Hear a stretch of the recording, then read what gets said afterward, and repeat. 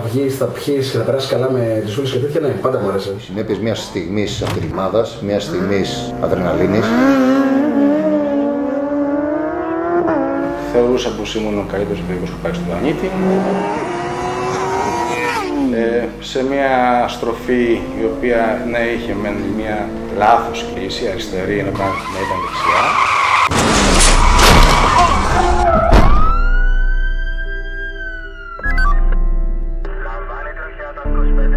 Παντού ανθρώπινα μέλη.